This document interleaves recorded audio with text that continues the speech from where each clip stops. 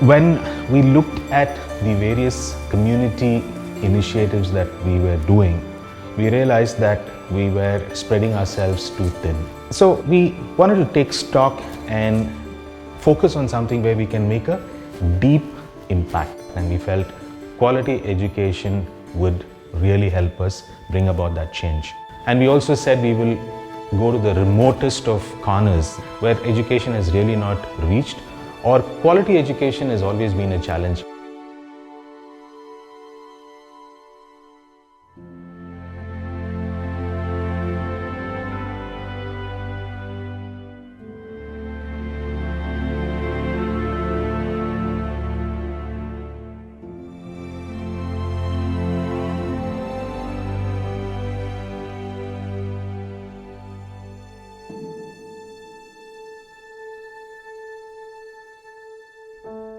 We try to understand the underlying reasons for the poor performance of the kids. People in these areas lived off sustenance agriculture. They couldn't afford hiring labor, so children had to help in the farms and in household chores. These children were allowed to attend school only when they didn't have work at home. Also, because the schools were in remote places, very few teachers opted to come here. Due to a shortage in staff, sometimes a single teacher had to handle more than 100 students at a time. Students suffered because it was impossible for teachers to keep track. Slow learners were the most affected.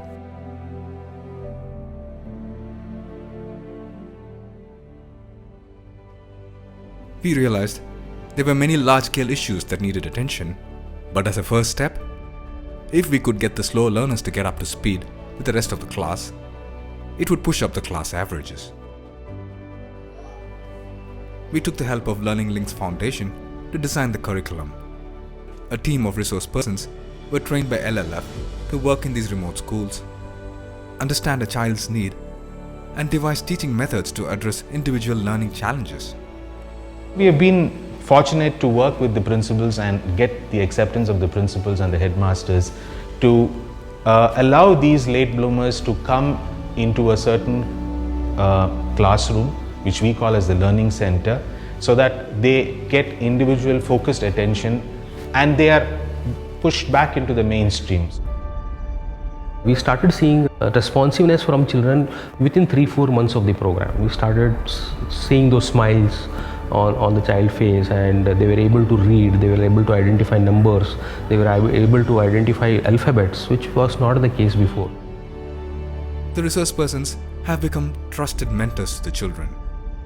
They have managed to persuade many apprehensive parents to send their children back to school. We realized along the way that good health of the child is also key to the success of the education program. There were numerous health issues that were affecting the children here. So we organized health camps through which we could monitor the children. We collaborated with many institutions to bring in services that solved some pressing health issues.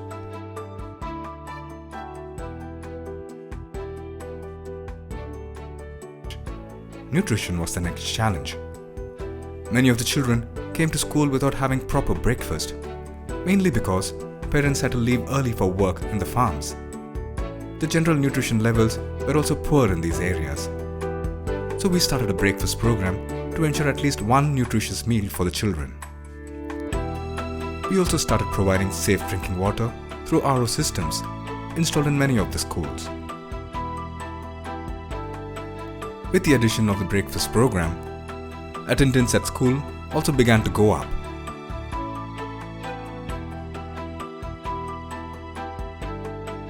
Holistic development of the children has always been on our agenda. One of the initiatives that has also kept the excitement level of the children high is the Edu Sports program. Through Edu Sports, children have a lot of fun, but it also helps in personality development by instilling self-respect and confidence. Through this journey, we realized that by enhancing the experience of coming to school, we were able to change the attitude of the children towards education. We started by fulfilling basic infrastructure needs like good roofs, toilets, and just making the classrooms colorful and exciting. To this, we added essential technology that many government schools did not have access to. There was a sense of pride in the children. The best part is the satisfaction that you get from it. So we said it's not about how much money we spend, it's about how many Ashok Leyland people get involved, and more importantly, how much impact are we making.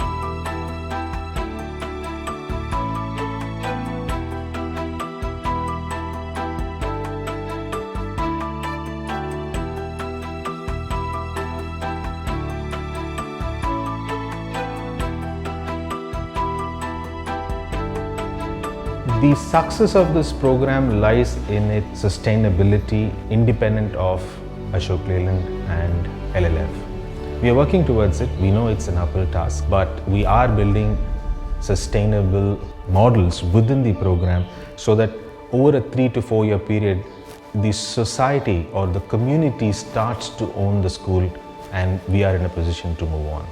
And that's the future, and we look forward to it.